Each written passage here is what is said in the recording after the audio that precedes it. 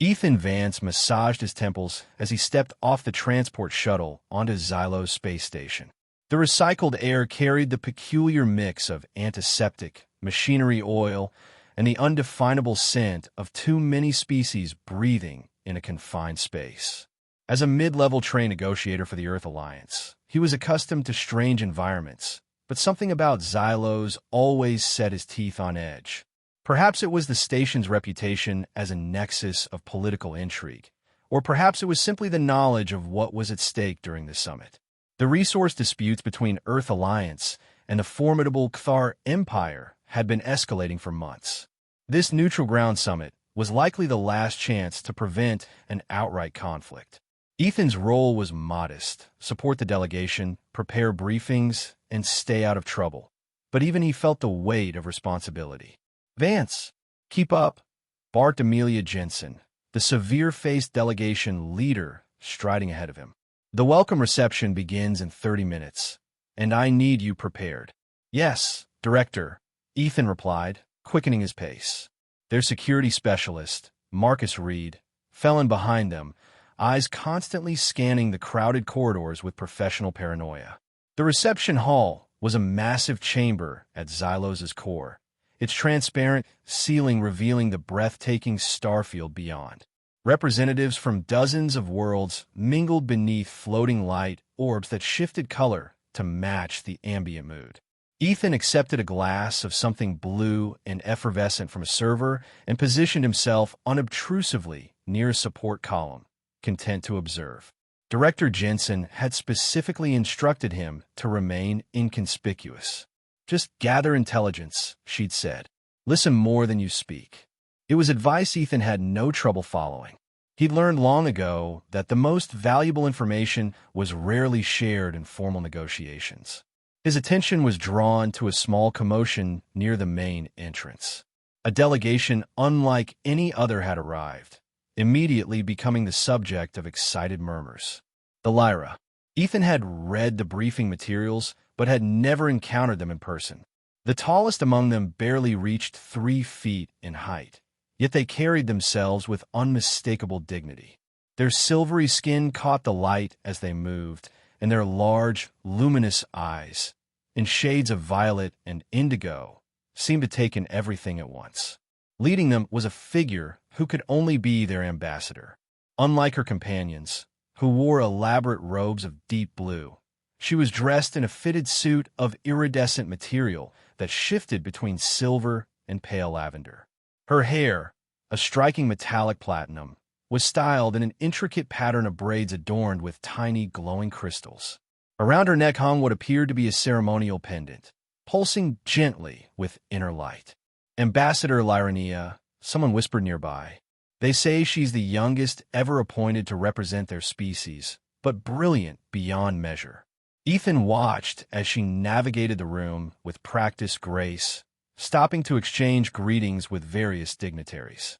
When she smiled, which she did often, her entire face transformed, revealing delicate dimples and teeth that seemed almost pearlescent. There was something disarmingly genuine about her expressions in a room full of diplomatic masks. As the ship's engines engaged and they accelerated into open space, Ethan couldn't help but reflect on the strange journey that had brought them to this moment. A diplomatic summit, an accidental kiss, an unexpected conspiracy, and through it all, the formation of a bond that transcended their differences. What had begun as an embarrassing cultural misunderstanding had transformed into the greatest adventure of his life. "Thinking deep thoughts?"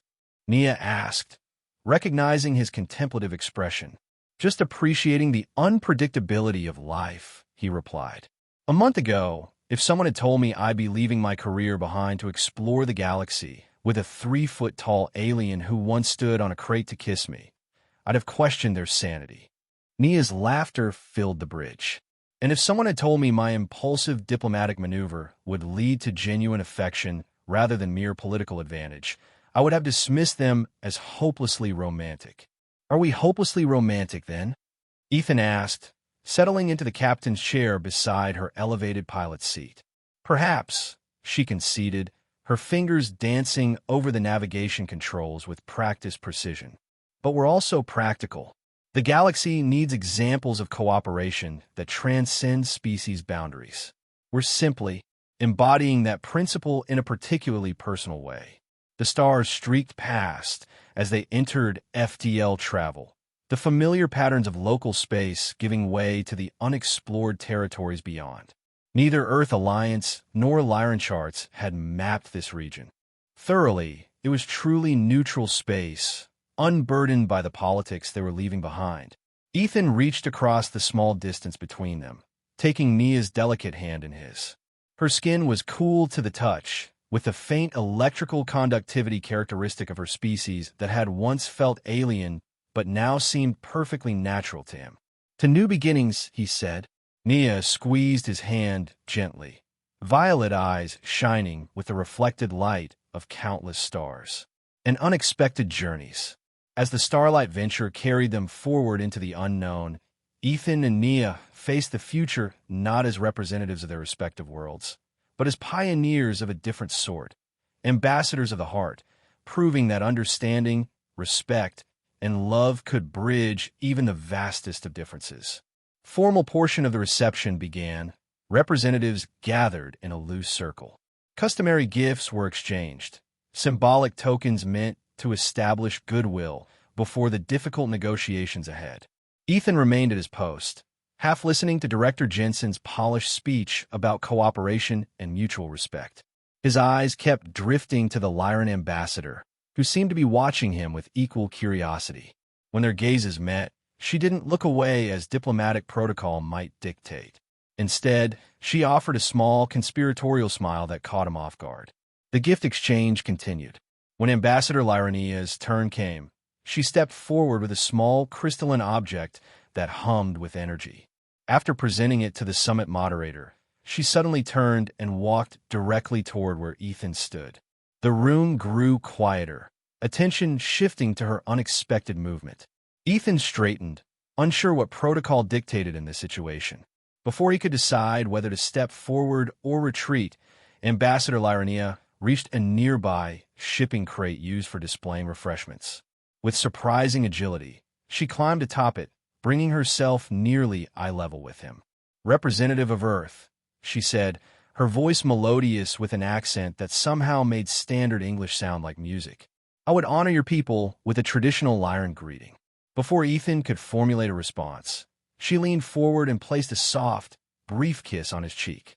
Her lips were cool against his skin, leaving behind a tingling sensation and the faint scent of something like cinnamon and ozone. The silence that followed was absolute. Ethan stood frozen, aware of hundreds of eyes fixed upon them. Then the room erupted in hushed exclamations and furious whispering. An older Lyran with deep blue skin and silver-streaked hair rushed forward, his expression one of absolute horror. He bowed deeply to Ethan before addressing him in urgent, hushed tones.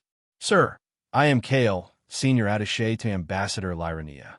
I must speak with you immediately about what has just transpired." Director Jensen materialized at Ethan's side, her face a rigid mask over barely contained fury. "What is happening, Vance?" she hissed. I'm not sure," Ethan stammered, feeling heat rise to his face. He turned to Kale. "What's going on?" Kale's eyes darted nervously around the room. "Not here," he whispered. "Please, we must speak privately."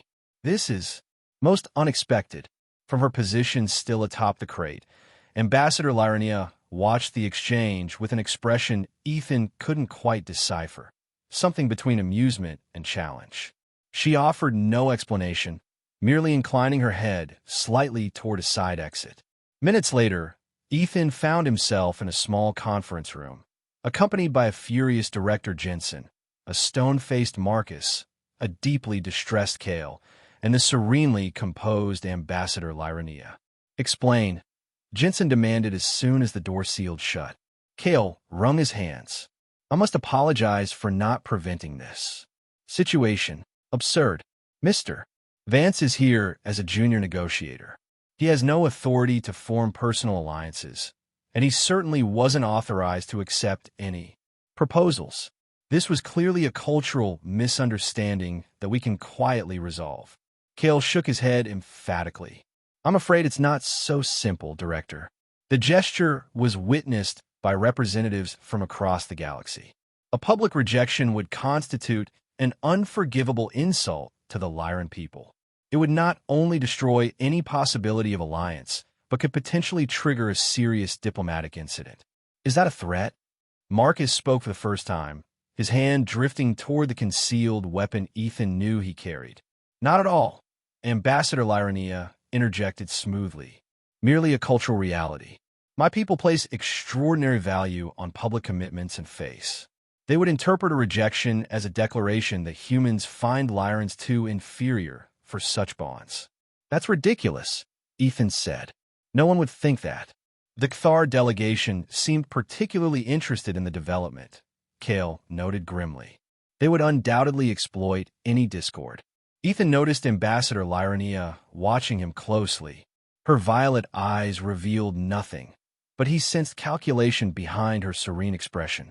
I need to consult with Earth Command, Director Jensen said finally. In the meantime, Mr. Vance, you are not to speak with anyone about this matter. Perhaps, Ambassador Lyrania suggested, Mr.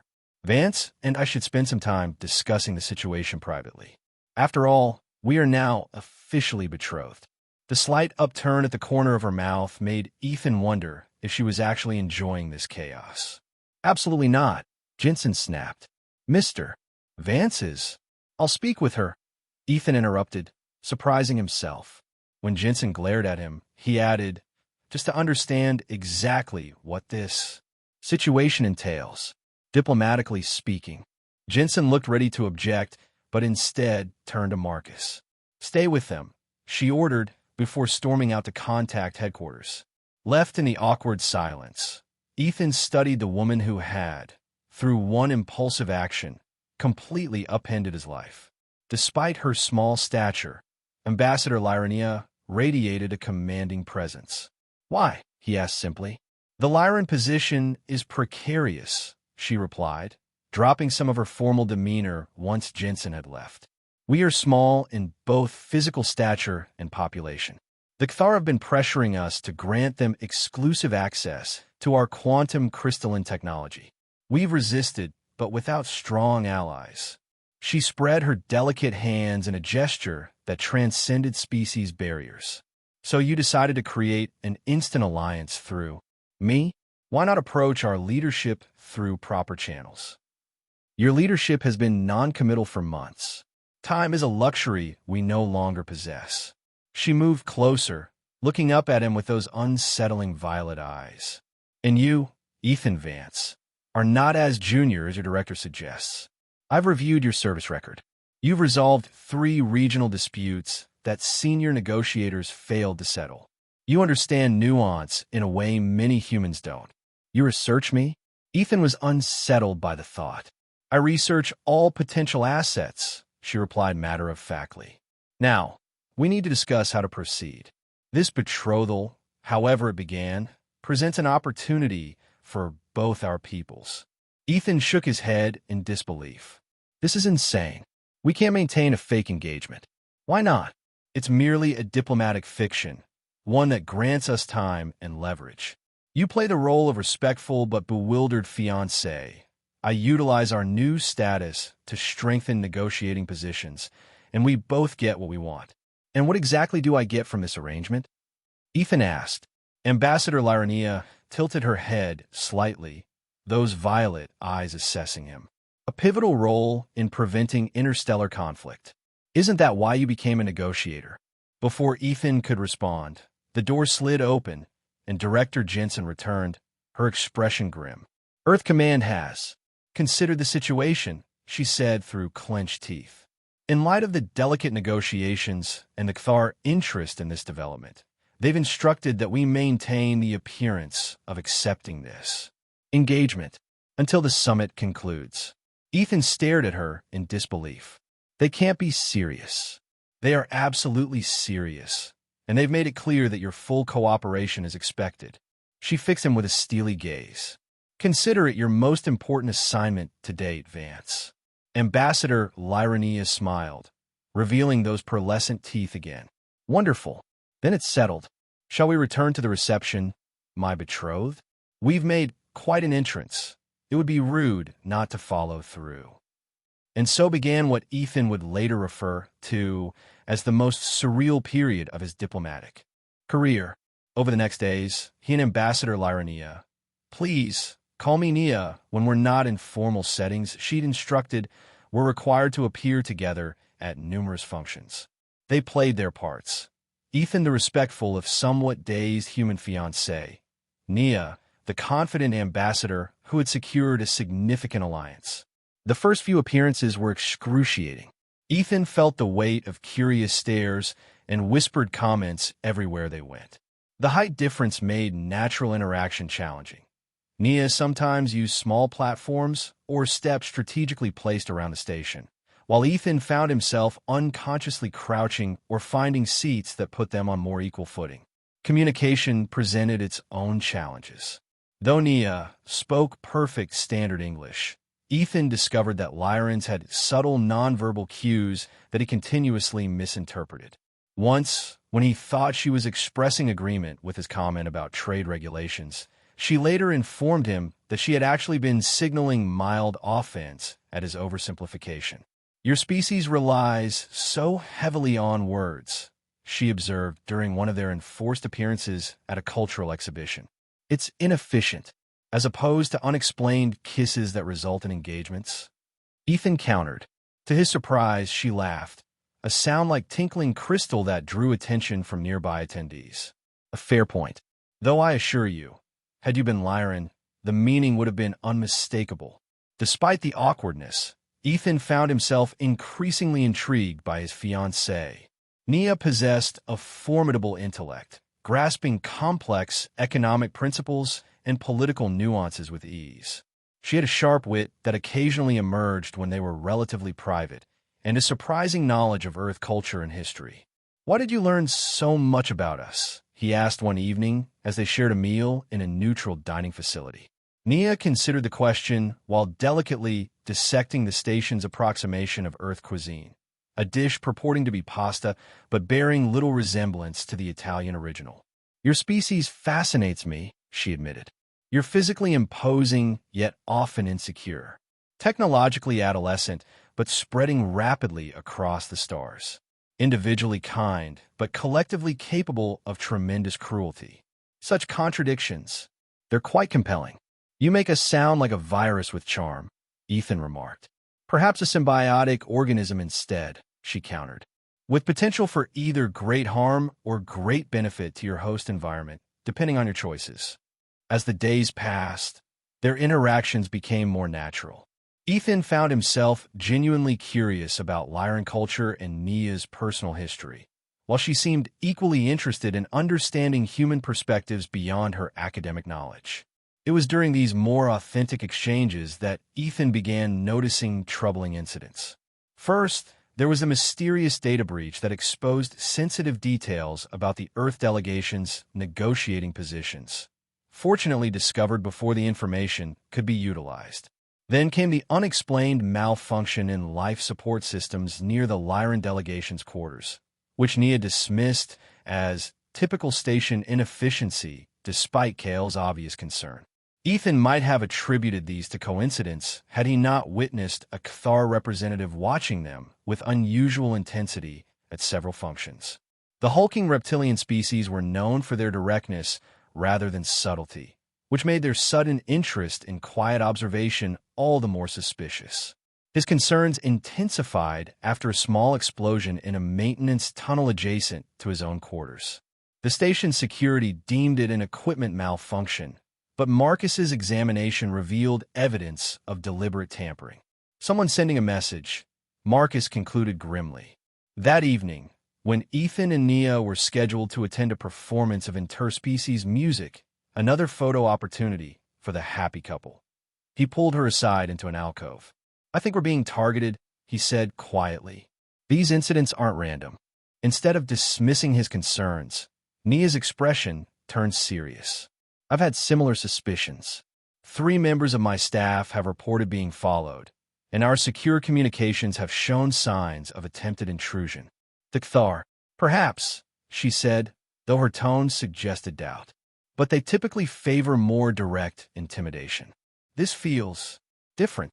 We need to compare notes, Ethan decided. Not here, though. Too many eyes and ears. Nia nodded. They're the hydroponics garden on level 7 that's closed for renovation. The security systems there are offline for the upgrades. We could meet there after the performance. Ethan raised an eyebrow. You seem very well informed about station security protocols. A small smile played across her face. As I told you, I researched potential assets thoroughly. Later that night, having evaded both Marcus's protective surveillance and Kale's attentive chaperoning, they met in the darkened hydroponics section. Emergency lighting cast the abandoned garden in a ghostly blue glow, illuminating dormant growth chambers and idle irrigation systems. So much for station neutrality, Ethan said after they'd exchanged information. Someone's definitely trying to sabotage both our delegations. The question is who stands to gain from disrupting the summit, Nia mused. She had perched on a maintenance console, which brought her closer to Ethan's eye level. The Kthar are the obvious suspects, but this doesn't match their usual tactics.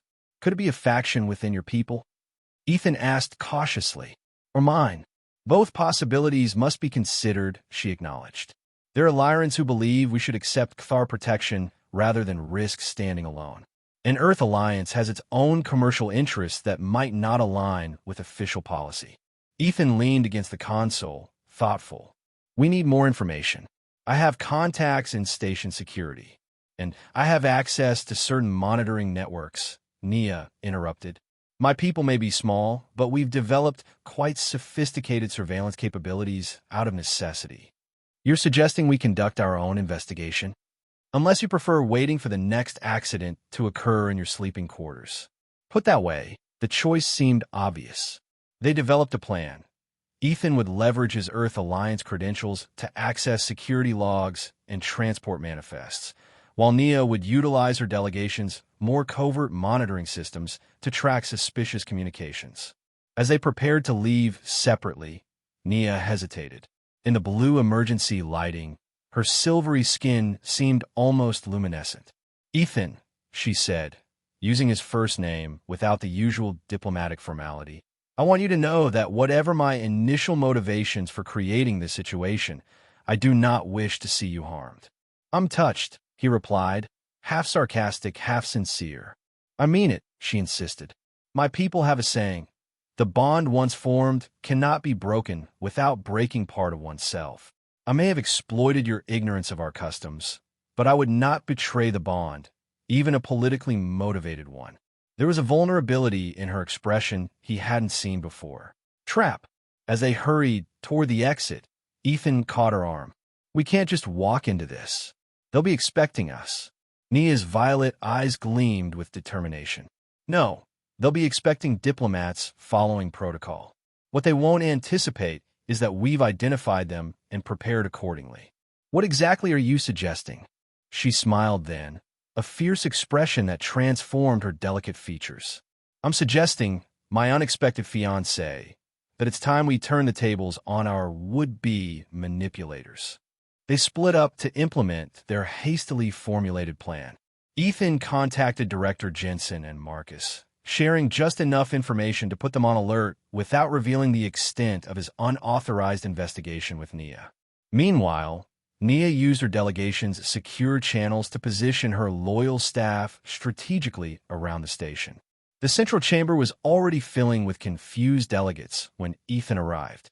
The massive circular room, with its elevated central platform and tiered seating, formed the heart of Xylo Station's diplomatic facilities. The transparent ceiling revealed the star-strewn void beyond, a constant reminder of the vastness in which their relatively petty conflicts played out. Director Jensen intercepted him at the entrance, her expression severe. Where have you been? And what's this about security concerns? I'll explain everything soon, Ethan promised. But for now, I need you to trust me and be ready to move when the time comes. Jensen looked ready to demand more information, but something in his expression must have convinced her of his seriousness. She gave a curt nod and moved to take her position with the Earth delegation. Ethan scanned the room, noting key players. The Cthar ambassador, Scarth, dominated his delegation's section with his massive frame and glistening scales. 3 rows behind him sat a human Ethan recognized as Victor Reeves, representative of Earth's largest resource extraction corporation. Near the room's main exit stood Vren. The Lyran resource specialist Nia had identified as compromised. Of Nia herself, there was no sign. Admiral Trent, the summit's nominal moderator, approached the central podium. His weathered face revealed confusion poorly masked by officiousness. Delegates, I've been informed of urgent security intelligence requiring immediate attention. Apparently, there are concerns about. A side door hissed open, and Nia strode into the chamber. She had abandoned her usual diplomatic attire for what appeared to be Lyran combat gear. A fitted suit of flexible material with embedded technology that hummed faintly. At her signal, the chamber's main entrances sealed shut. "Forgive the dramatic entrance," she announced, her voice amplified to reach the entire assembly. "But I believe we're about to witness an attempted coup of this summit's legitimate processes." Murmurs of confusion rippled through the delegates. "What is the meaning of this?" demanded Admiral Trent. "The meaning, Admiral," came a new voice, "is that certain parties have been manipulating these negotiations from the beginning." All eyes turned to see Marcus enter through a maintenance hatch, dragging a struggling human in security uniform. Behind him followed Kale, leading a visibly furious Vren. Ethan moved to join them at the chamber center. "We have evidence," he announced, "of a conspiracy involving factions from multiple delegations, specifically corporate interests from Earth Alliance and military elements of the Cthar Empire." Scarth rose to his impressive height, neck frills extending in agitation. "These are serious accusations, human. Where's your proof?" On cue, the chamber's main display activated, showing the evidence Ethan and Nia had compiled: communication logs, security footage, financial transfers. Most damning was a recorded conversation between Reeves and a Cthar military officer, discussing how to ensure both Earth and Cthar corporations gained exclusive access to disputed resources by sabotaging any potential Earth-Lyran cooperation. The chamber erupted in outrage. Security personnel moved to detain Reeves, who was already attempting to activate some device on his wrist. The Cthar delegation fell into disarray, with subordinates turning accusatory gazes upon their leadership. In the chaos, Ethan noticed a subtle movement from Vren, who had managed to partially free himself from Kale's grip. The Lyran traitor was reaching for something concealed in his clothing. "Nia!" Ethan shouted in warning, lunging forward. What followed happened too quickly for conscious thought. Vren broke free, producing a small but lethal-looking weapon. Ethan tackled Nia, his larger body shielding hers as they fell. A pulse of energy sizzled through the space where she had stood moments before, impacting the podium instead and reducing it to smoldering fragments. Station security personnel swarmed Vren, subduing him amid the panic. Shouts of delegates seeking cover. Through the confusion, Ethan remained protectively hunched over Nia, suddenly acutely aware of her small frame beneath his and the rapid beat of her heart. "Are you hurt?" he asked urgently. Violet eyes stared up at him with an expression he couldn't interpret. "No," she said softly. "You saved me." Something shifted in that moment, something fundamental in how they viewed one another. There was no more calculation in Nia's gaze, no more diplomatic reserve in Ethan's concern. Just two beings who had faced danger together and emerged changed by the experience. Security gradually restored order. The conspirators were detained, and an emergency committee formed to investigate the full extent of the plot. As the immediate crisis subsided, attention inevitably returned to Ethan and Nia, still at the chamber's center, their unexpected partnership, now impossible to dismiss as mere political maneuvering. Admiral Trent, recovering his composure, addressed them directly. "It seems we owe you both a debt of gratitude. Your Unconventional alliance has proven more valuable than anyone anticipated. He paused, then added with awkward formality, I believe congratulations are also in order regarding your engagement? The question hung in the air, laden with significance beyond mere personal relationship status. The watching delegates understood that the answer would signal much about the future relationship between their peoples. Ethan hesitated, aware of Director Jensen's tense scrutiny and the calculating gazes of a dozen species. The diplomatic response would be to maintain the fiction, to affirm the engagement for political advantage now that their joint heroics had elevated its value. But as he looked down at Nia, recalling their shared investigation, the trust they'd built, and the genuine connection that had formed beyond political necessity, he knew he couldn't give the expected diplomatic answer. No, he said clearly, causing a ripple of shock through the assembly. Nia's eyes widened, a flash of hurt crossing her features before she masked it with dignity. No, Ethan continued, congratulations are not in order, because that engagement was based on misunderstanding and political convenience. The chamber grew utterly silent. Director Jensen looked ready to personally strangle him for this apparent diplomatic blunder. Kale's expression was one of abject horror. But Ethan wasn't finished. He turned to face Nia directly, dropping to one knee to bring himself closer to her eye level, an inversion of their first meeting. Ambassador Lyrania, he said, his voice carrying in the silent chamber, I wish to formally end our accidental engagement so that I may propose to you properly, not as representatives of our peoples, but as two individuals who have come to care for each other deeply against all probability. Gasps and murmurs filled the room. Nia es composure falterde, genuine surprise replacing diplomatique poise. I have no ceremonial traditions to offer, Ethan continued, no ancient customs to invoke. I can only ask, simply and honestly, would you consider a real engagement with me, one based on choice rather than circumstance? For an agonizing moment, Nia remained silent, her violet eyes searching his face. Then, in a gesture that needed no cultural translation, she stepped forward and took his hands in hers. I would, she said, her melodious voice warm with emotion previously constrained by diplomatic necessity. Though I warn you, Ethan Vance, Lyran marriage traditions are considerably more complex than our betrothal customs. The relief and joy that flooded through him must have shown on his face, because the chamber suddenly erupted in applause, tentative at first, then building to a crescendo that transcended species divisions and political factions. Even Director Jensen, after her initial shock, allowed a grudging smile to soften her stern features. The days that followed were a whirlwind of diplomatic activity. With the conspiracy exposed and the primary saboteurs removed, the summit proceeded toward surprisingly productive outcomes. The Earth-Lyran cooperation, catalyzed by Ethan and Nia's personal connection, became the foundation for a broader agreement that even the chastened Cthar delegation eventually endorsed.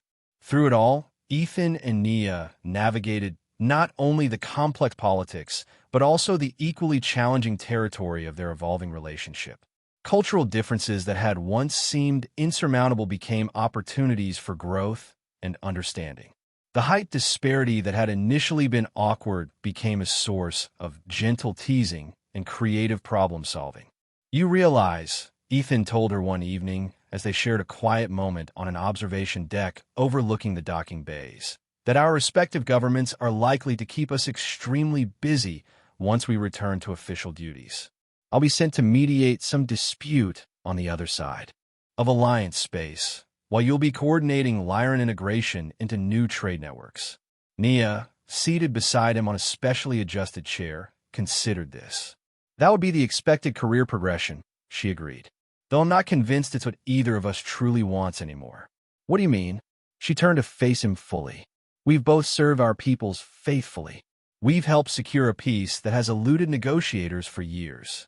Perhaps we've earned the right to choose a different path, one that doesn't require us to be pawns in larger political games. What did you have in mind? Ethan asked, intrigued. Nia gestured toward the docking bay below, where vessels of various designs waited. The galaxy is vast, Ethan. There are worlds neither of our peoples have properly explored, cultures we've barely understood. What if we became ambassadors of a different sort, not representing our governments to each other, but representing the possibility of genuine cooperation to those who've never seen it? The idea resonated with something Ethan had long suppressed, a desire for authentic connection beyond political maneuvering, a chance to see the universe without the filter of diplomatic objectives. You're suggesting we just leave? Take a ship and go. Not just leave, she corrected. Complete our duties here, make proper arrangements, and then embark on a journey together. There will always be need for skilled negotiators unbound by single-species loyalty.